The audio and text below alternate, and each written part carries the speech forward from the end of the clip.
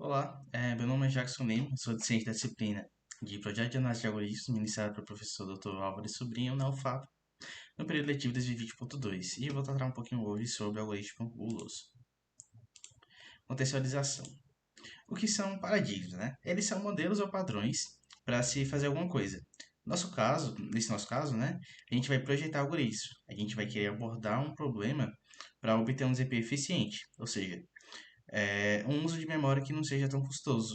Há um tempo de execução que seja viável e não vai existir um paradigma que é melhor do que o outro, certo?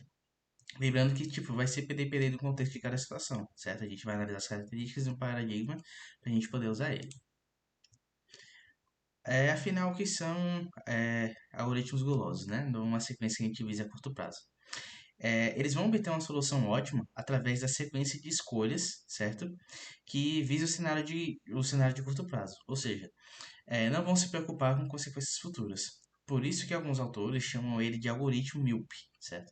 E a cada ponto de decisão, ele vai escolher o que aparece ser melhor naquele momento. Isto é, ele vai fazer uma escolha que é localmente ótima na esperança de resultar uma solução globalmente ótima. Nem sempre ele vai produzir soluções ótimas, mas no caso da disciplina, a gente vai sempre estudar que eles produzem soluções ótimas. A gente pode até verificar em alguns casos que ele não produz, mas na maioria dos casos ele vai produzir. Tanto que o algoritmo escolhido com seleção de atividades, certo? Ele vai por sua vez calcular uma solução bem eficiente. Tipo assim, o problema de otimização a gente vai querer obter eficiência melhor, ou então resolver problemas de maximização ou minimização. Por exemplo, matroids, algoritmos da geradora mínima, que é Jastra, né? Kruskal e Prim, por exemplo. Vamos ver agora o passo a passo dos algoritmos gulosos. O primeiro passo é expressar o problema de otimização com o problema no qual a gente vai fazer uma escolha e vai necessitar um único subproblema para resolver. O que isso quer dizer? A gente vai poder quebrar o problema original em partes menores, ou vulgo subproblemas, isso é mais fácil de resolver. Isso como foi explicado no vídeo anterior. Eu tenho um problema maior e vou dividir ele sempre em subproblemas, para a gente vai ter uma facilidade para solucionar eles. A segunda etapa, a gente vai provar que vai existir uma solução ótima para todas as configurações possíveis de entrada e que ele vai usar a escolha gulosa de modo que sempre seja segura. O que isso quer dizer? A escolha do melhor a cada fase vai nos retornar o último. O terceiro passo é demonstrar a subestrutura ótima, certo? Como a gente vai ver, ele é uma propriedade de algoritmos gulosos, ou de um algoritmo guloso. A gente vai mostrar que ao fazer a nossa escolha gulosa, o que vai estar é o subproblema com essa propriedade da substitura ótima. Ou seja, a solução dos nossos subproblemas vão ser ótimos com nossa escolha gulosa que foi feita. Beleza? Agora a gente vai ver as propriedades dos algoritmos gulosos. A gente vai sempre ter dois componentes fundamentais para a gente saber se o algoritmo vai resolver determinado problema de otimização. A primeira é a escolha gulosa. A gente vai poder montar a solução globalmente, no caso uma solução globalmente ótima, que no caso vão ser as gulosas. Localmente ótimos, a gente vai recolher o que vai parecer melhor para o problema em questão, sem considerar os resultados de subproblemas. A segunda propriedade, que é de substituras ótimas, é uma solução ótima para o problema que vai conter soluções ótimas para subproblemas. Isso quer dizer que, a partir da resolução de subproblemas, a gente vai chegar na solução do problema original. Para exemplificar, a gente pode analisar o algoritmo de Dijkstra, certo? Que é o de caminhos mais curtos. Ele vai ser uma mistura de programação dinâmica com algoritmo guloso, certo? Ele vai ter características de escolha gulosa, porque ele vai escolher o que é mais apetitoso em cada fase, e vai dar prioridade sempre à distância, que é de um menor verso ao outro, certo? Sempre vai priorizar a menor distância entre os pontos. Beleza? E a propriedade substitulógica vai dizer que dentro de um caminho mínimo vai existir outros caminhos mínimos, certo? Um caminho mínimo entre dois vértices pode haver outro caminho mínimo.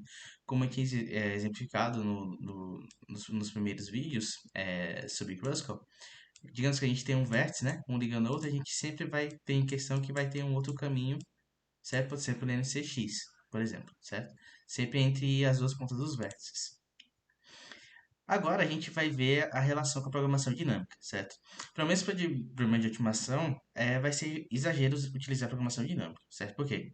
A gente não precisa realizar um esforço computacional muito grande para determinar as melhores escolhas. Os algoritmos mais simples, como é o caso do guloso, ele vai tornar uma solução de maneira bem mais eficiente. A semelhança entre as duas, como já foi comentado, é a propriedade de subestrutura ótima. E como ele já foi definido, né? As soluções ótimas para subproblemas irão levar a solução ótima para um problema original. Uma das diferenças é a propriedade de escolha gulosa. Quando estamos considerando uma escolha a ser feita, a gente sempre vai escolher o que parece ser melhor naquele momento para o problema em questão, certo? Sem considerar o resultado de subproblemas. Na programação dinâmica, a gente tem também que a gente vai fazer a escolha de cada etapa, só que normalmente vai depender da escolha das soluções anteriores, certo? Uma das diferenças em geral é que nem sempre a gente vai resolver os problemas de programação dinâmica de baixo para cima, certo? Ah, a gente sempre vai de baixo para cima. A gente vai resolver os problemas de programação dinâmica a partir da abordagem bottom-up, certo? Que é do menor problema para o maior problema, certo? Sempre tendo essa encruzilhada entre os dois aqui. Beleza? Em vez de primeiro a gente encontrar soluções ótimas para subir problemas e depois fazer uma escolha informada, né? Ou seja, uma escolha consciente, os algoritmos gulosos eles vão fazer uma escolha apetitosa e depois vai resolver o problema que resta. E não necessariamente vai resolver todos os problemas pré-requisitados, né? Que estão relacionados ao problema em questão. Outra diferença primordial é que na programação dinâmica podemos reconsiderar escolhas, certo? Já que na abordagem gulosa nunca vamos nos arrepender da escolha que a gente tomou, beleza? Agora chegamos no problema de seleção de atividades. Cada atividade desse conjunto S irá possuir um tempo inicial SI, certo? E o tempo final F de I. É uma restrição SI que vai ser menor ou igual a zero, certo? Vai ser menor ou igual a zero e vai ser menor que F1. Essas atividades ela tem que ser infinitas, certo? Como está dito aqui, geralmente. O que a gente quer fazer? A gente quer encontrar o maior subconjunto e tarefas que não sobrepõem a nossa seleção, né? Eles são mutuamente compatíveis. Como acontecem essas tarefas, né? O tempo inicial de um, ele deve ser maior ou igual que o final da outra, certo? Sempre deve ser maior ou igual ao final da outra. Então a gente pode dizer que o tempo final de uma tem que ser maior ou igual ao tempo inicial de outra tarefa, na tarefa na qual a gente está analisando. No nosso exemplo aqui, a gente vai perceber que pode existir mais de uma solução ótima global. E quais seriam essas soluções variáveis para esse problema, certo? A gente pode ter uma solução viável com A1, certo? A5, a gente está logado logo aqui em cima, e A9, por exemplo, certo? Outra solução viável também seria só o A5, né? Ou então simplesmente só A1. Mas qual seria o subconjunto máximo? A gente vai escolher, por exemplo, A2, aqui, por exemplo. Vamos descartar esses outros aqui. A partir do momento que a gente escolhe A2, a gente não pode escolher mais nenhum que cruze essa linha, certo? Desculpa, eu esqueci de botar a linha. Seria essa linha aqui. A gente não pode escolher mais nenhum que cruze, porque só seria válido A2 e A1, né? A partir do momento que a gente escolhe o A2, a gente não pode, certo? Deixar que nenhum mais, uma outra escolha que a gente deixe cruzar. Por exemplo, A3, né? A3 não poderia, A1 também não poderia, por conta da exceção com a 2 nem a 5, né? Porque ele já passou dessa linha, né? E o A3, exclusivamente porque ele atravessou, então ele não poderia. E qual a motivação para a gente usar a seleção de atividades? Por exemplo, sessões de uma sala de cinema, né? Quando a gente precisa alocar, ou então turmas de uma sala de aula, estabelecer horários, etc. A gente vai ver então agora como fazer uma escolha gulosa, certo? Para esse caso, a gente tem basicamente três maneiras de fazer essa escolha gulosa. Intuitivamente, a gente poderia escolher a de menor duração, como o mais rápido, a gente acaba a tarefa mais rápida, né? E mais tarefas a gente vai poder escolher. Quanto mais rápido a gente acabar, mais tarefas a gente vai poder escolher. Ou então o menor tempo inicial J. Ou o menor tempo inicial, já que ele vai estar começando primeiro, a gente já poderia começar por ela, certo? E a terceira seria o menor tempo final, certo? Com logo ele acabar, né, mais rápido, a gente vai poder escolher a tarefa. Os três, por fim, ele tem o mesmo objetivo, né? Ele vai executar o máximo de tarefas possíveis. Mas será que as três retornam soluções ótimas? Né? Essa que fica, a gente vai responder isso agora. A gente vai supor um S ótimo de quatro atividades, certo? A gente vai tentar concluir atividades aqui de modo que fuja alguma das alternativas gulosas dessas escolhas. A de melhor duração, por exemplo, se a gente incluísse uma outra tarefa aqui, por exemplo, a gente deixaria de escolher essas duas, né? Porque cruzariam ali, né? Ignora isso aqui, só isso aqui. Porque eles cruzariam essa linha, né? Aí teria uma interseção com elas, né? O que deixaria os S incompatíveis. A partir daí, a gente teria uma escolha de três atividades, ou seja, a gente não precisaria nem incluir outras e manteria o S em seu estado atual, certo? A gente consideraria isso aqui e manteria o S em seu estado atual, certo? Supondo que aqui fosse A1, A2, A3 e A4, certo? A gente não mexeria nele. E fim assim, retornaria uma menor duração em todos os casos, né? A de menor tempo inicial, se imaginarmos, uma que começa daqui e estende até por aqui, né? No caso, por dizer que ela fosse A1, com toda, a gente só escolheria ela e a última, né? Pois as outras teriam interseção, certo? Pera, ele não teria essa parte final aqui, certo? Ele, tipo, seria um inteiro aqui e um aqui, né? Ele não pegaria o último por conta de uma interseção, né? Teria. Aí daqui a gente já notava, né? Qual seria escolhido, né?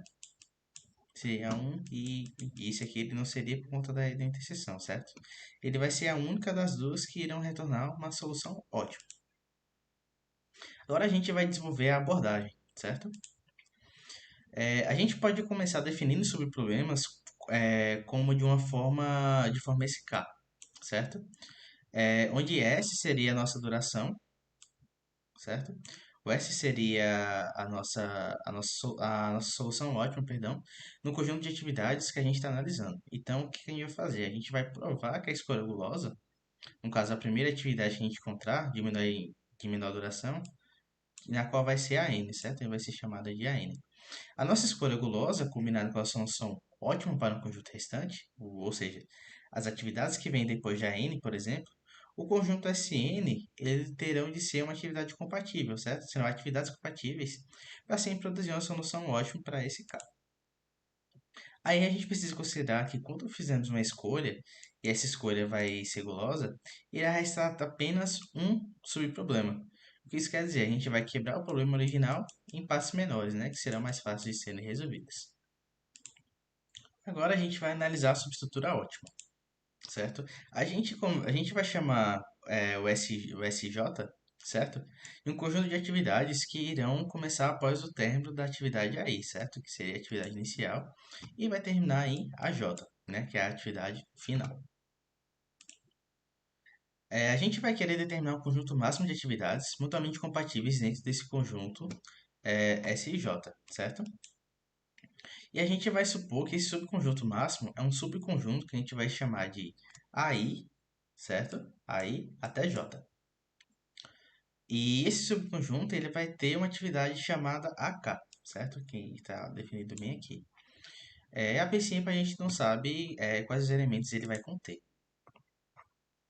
Quando a gente inclui AK em uma solução ótima, a gente fica com dois subproblemas, que é determinar as atividades mutuamente compatíveis no conjunto S e K, certo? Que são as atividades que a gente começa após o término de SI e termina antes do início de AK, de SI não, perdão, de AI. E a gente vai terminar antes do início de AK, certo? E o segundo subproblema seria determinar as atividades mutuamente compatíveis no conjunto SK, que são as atividades que começam após o término da atividade AK e termina antes do início da atividade AJ, certo?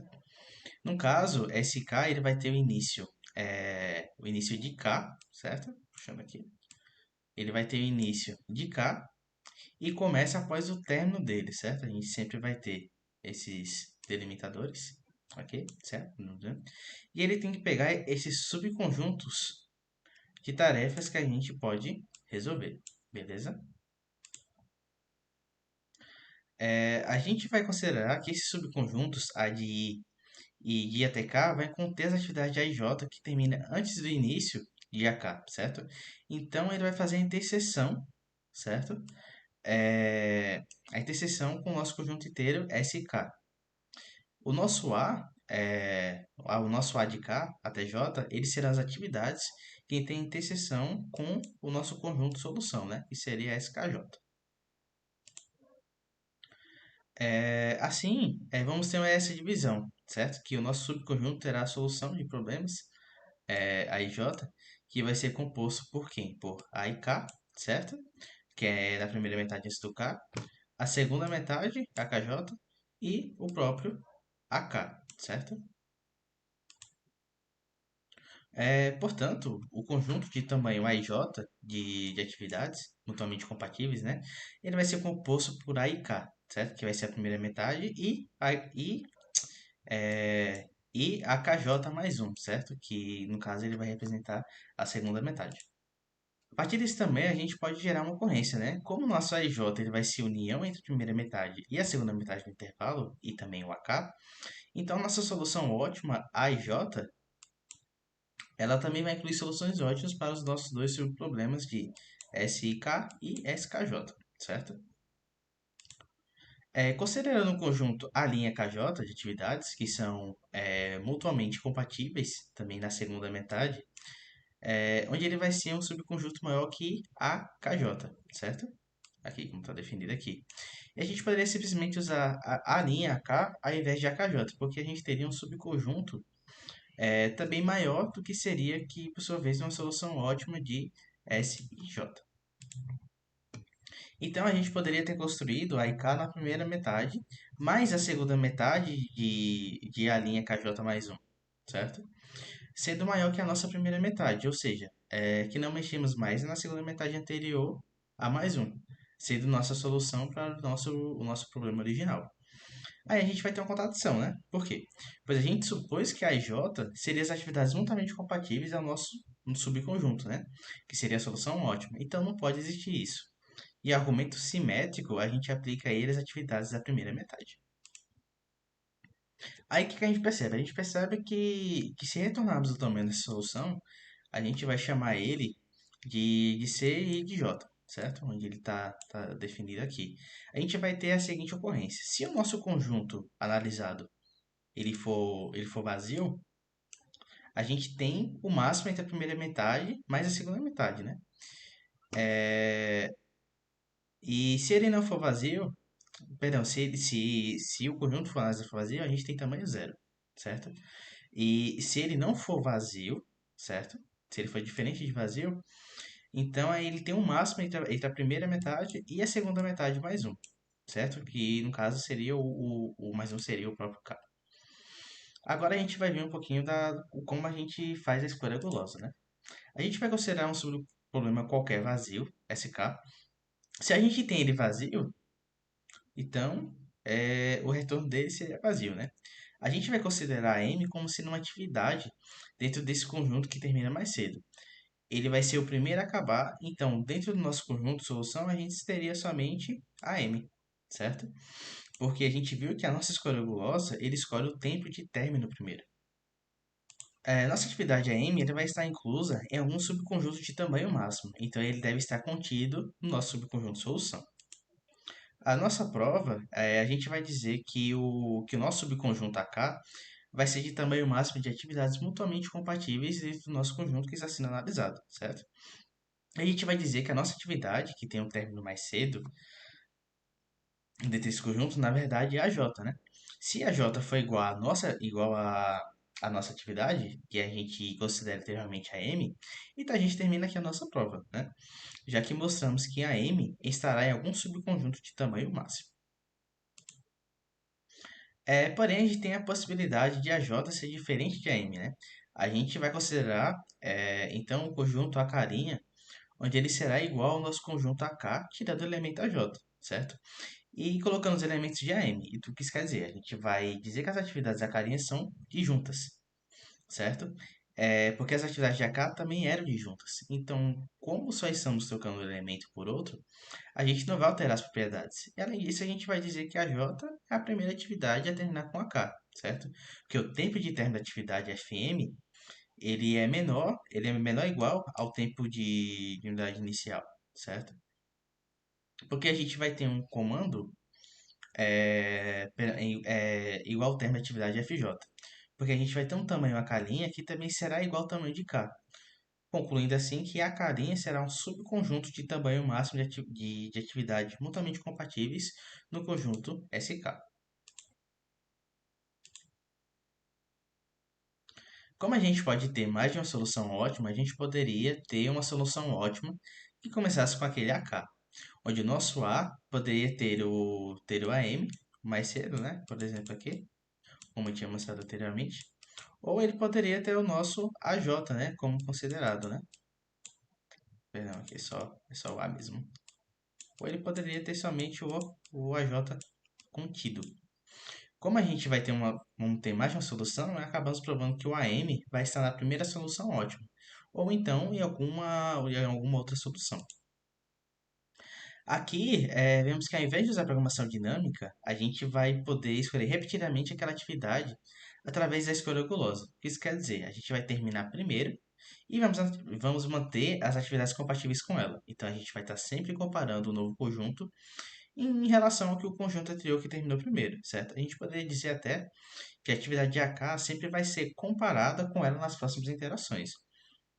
A gente vai acabar, por sua vez, mantendo as atividades compatíveis com ela e vamos repetir o processo até que concluamos, né, todas as atividades, tendo que iremos considerar cada atividade somente uma vez. Agora a gente vai analisar o código do nosso algoritmo guloso. Ele vai ter um vetor S, vetor S de tempo inicial, F é de tempo final, K, que é o índice que a gente define o subproblema, e N, o número de elementos, certo? Na primeira linha, a gente vai estar sempre iterando o M, e vamos dizer que ele vai ser o próximo em relação ao nosso K, certo? Ele vai ser. Sempre vai estar sobrando um K mais um, e a gente vai estar iterando ele sempre para a próxima posição que a gente for pegar, certo? Na segunda linha, a gente vai fazer uma verificação. Enquanto não chegarmos no final das nossas atividades, a gente vai fazer a seguinte verificação. Se a atividade sobrepõe, ela não é mutuamente compatível, né? Então a gente vai para a próxima, né? Se não sobrepõe, então é mutuamente compatível, então a gente vai para a próxima. Até que encontramos uma atividade que não sobrepõe. Se acharmos, a gente quebra esse laço do while e vamos verificar diretamente para a linha 4, né? Se a gente não achou, então a gente não usa mais esse while e vai direto para a verificação da linha 4. Se ele chegou no fim da lista, então a gente vai retornar aquela atividade que não sobrepõe, certo? Que é o nosso AM, e vamos chamar ele recursivamente, certo? Passando o tempo inicial, o tempo final, certo? O N vai manter, mas o nosso índice K, certo? A gente fazer daqui, ele vai virar M. Se não, né, caso ao contrário, a gente não retorne nada, de forma recursiva, ele vai retornar um conjunto vazio, né? Ou seja, do zero.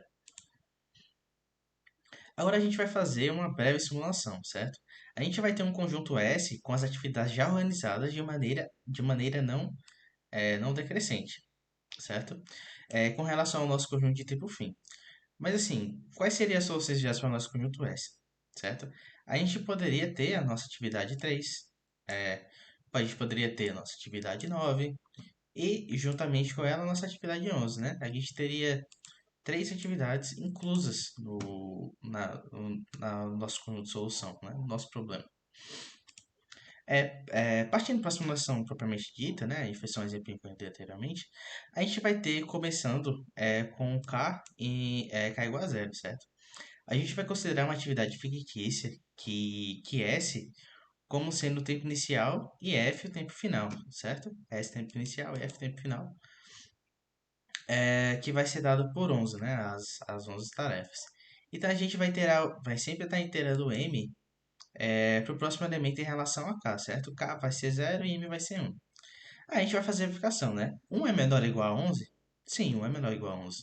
Então o tempo inicial de M é menor que o tempo final de K, certo? A gente pensa assim, o tempo inicial de M é menor que o tempo final de K, que é zero, né? Onde a gente vê que K é igual a zero. Aí a gente vê que não é, né? Então se ele não é, então ele é compatível. E já que começa depois de outra atividade, então ele termina. Então o que a gente faz? A gente simplesmente quebra o laço e pula para a verificação desse if, né? A gente vai fazer a verificação. A gente chegou no final das atividades? Não. Então a gente vai retornar o nosso AM certo? Que aqui no caso vai ser a 1, e passar uma chamada recursiva com os mesmos vetores, certo? A gente vai mudar somente o nosso K para 1, pois sempre a gente vai comparar com, a gente vai estar sempre comparando com a nossa primeira coluna, certo? E, e por fim a gente sabe que A vai ser igual a 1, beleza? Como temos K igual a 1 na primeira linha, a gente vai iterar o M, certo? A gente vai para a verificação, né? É, 2 é menor ou igual a 11? Sim. E o tempo inicial de 2, ele é menor que o tempo inicial de K, né? Onde K, no caso aqui, ele seria 4? Ah, sim, ele é menor, né? Então quer dizer que ele sobrepõe, porque ele não espera o anterior, né? Ele termina para poder começar. Para M igual a 3. 3 é menor do que 11? Sim. E o tempo inicial de M, né? Que aqui no caso vai ser 0. Ele é menor que o tempo final de K, que é 4? Sim, então, é o mesmo caso, né? Ele vai sobrepor e o M a gente itera novamente, né? A gente vai estar sempre iterando, que acaba terminando em 4, certo? Com cuidado aqui. Aí a gente já pula para o próximo, já considerando o M igual a 4. 4 é menor ou igual a 11? 4 é menor ou igual a 11. E o tempo inicial da atividade 4, né? Que a gente vê que a atividade 4 ali, ela é 5. Ele é menor que o tempo final da atividade 1, que é 4, o tempo final? Ah, não, ele não é menor. Então ele recomeça depois que a gente termina a atividade, ou seja, ele não sobrepõe. Como não sobrepõe, então o que a gente pode fazer? A gente pode quebrar esse laço do while. E a gente cai na verificação da quarta linha. Passamos das atividades que tínhamos para percorrer? Não. Então, o que a gente vai fazer? A gente vai retornar a M. Ou seja, no caso, a gente vai retornar a 4, né? Como a gente já foi dado anteriormente que a M vai ser igual a 1, então a gente acrescentou ele na lista a 4. E, como de costume, a gente vai atualizar o K, né? No caso, vai atualizar o M. A gente pega... Não, perdão. A gente vai atualizar o K com o último valor que foi passado para a lista. O que a gente tem agora? A gente tem K igual a 4. Na primeira linha, a gente vai iterar o M para 5, né? E fazer a verificação. 5 é menor que 11? Sim. O tempo inicial de 5, que no caso é 3, e o tempo final de K, que é 4, ele é menor, né, que o final? Não. Então ele somente se sobrepõe e incrementa no M, né? Ou seja, M passa a ser 6. É, Aí a gente vai ver agora com K igual a 4 e M igual a 7, certo? 7 é menor que 11? Sim. O tempo inicial de 7, o tempo inicial de 7, que é 6, ele é menor que o tempo final de K, que é 7? Sim, então ele sobrepõe novamente e incrementa no M, né? A gente vai ter já um M igual a 8. Agora com K igual a 4 e M igual a 8. 8 é menor que 11? Sim. O tempo inicial de 8, que é 8, é menor que o tempo final de K, que é 7? Ah, não, né? Ele é menor. Ele não é menor, quer dizer. Então a gente vê como é compatível, então a gente quebra o laço e pula para a aplicação da linha 4. A gente passou as atividades que tinha para percorrer? Não. Então, o que é que a gente faz? A gente entra no retorno, né? E retorna o nosso AM, acrescentando ele já ao final da lista, né? E mudando o valor de K para 8, né? Que 8 foi o último valor incrementado ali. Aí vamos lá. 9 é menor que 11? Sim. O tempo inicial de 9, que é 8, é menor que o tempo final de K, que é 11? Sim. Então a gente sobrepõe e, mais uma vez, a gente incrementa um M. 10 é menor que 11?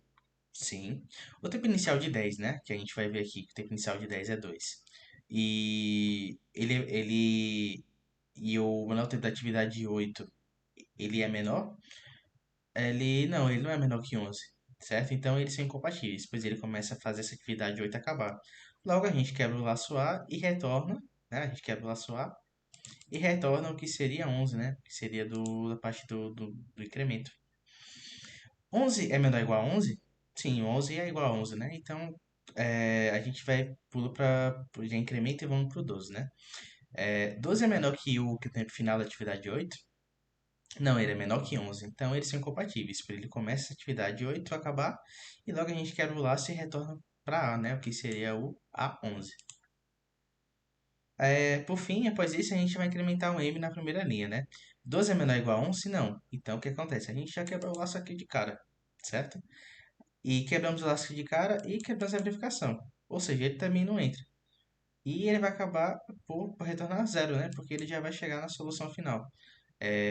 No caso seria a 1, a 4, a 8 e a 11, né? O que isso aqui seria uma solução ótima, beleza? No funcionamento, nessa primeira coluna nós temos o K, certo? E, e na coluna do meio temos aqui o K. Opa, deu uma olhada aqui. E na coluna do meio a gente tem o tempo de início, que é dado por S, e na terceira linha o tempo de fim. Então a gente começa com a atividade fictícia a zero, certo? A zero está dado aqui. É só para dar o início mesmo. A partir daí a gente vai escolher o que tiver o menor tempo interno, certo? Cada tracejado desse aqui, representa a chamada recursiva, certo?